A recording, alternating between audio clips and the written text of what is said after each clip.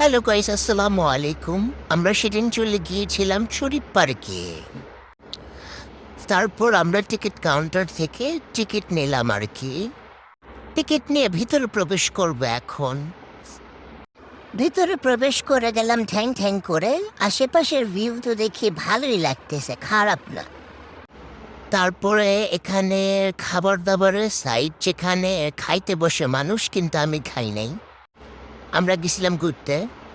তারপরে এটা দেখলাম, ওয়াও কি সুন্দর ঘুরতেছে, এটা বাচ্চাদের একটা রাইড। এটাও কি সুন্দর ঘুরতেছে, এটার উপরে উঠলে তো মাথায় ঘুরে যাবে। তারপরে উঠলাম আমরা ট্রেনে। ট্রেনের মধ্যে দেখি একটা কঙ্কাল। তারপরে বাইরে বের হয়ে দেখি যে কি সুন্দর ঝর্ণার পানি চকচক করছে। তারপরে দেখতেছি যে গাড়ি উপরে নিচে উঠতেছে নামতেছে, এই যে বিখ্যাত রোলার কোস্টার, যেটার ভিতরে উঠে আমার মাথা ঘুরে গেছিল। যাই হোক, তারপরে বেটারা বেলুন খেলতেছিল দেখলাম। তারপরে এই সাইডের কতগুলা পিকচার্স আছিল, সেগুলা দেখলাম। তারপরে একটা ফুলচুরি করলাম, ফুলচুরি করে আটা ধরলাম। তারপর আশেপাশের ভিউটা খুবই সুন্দর, এটা দেখতেছিলাম। বাহ, এপাশে মানুষ তার ওয়াইফের ছবি তুলে দিচ্ছে।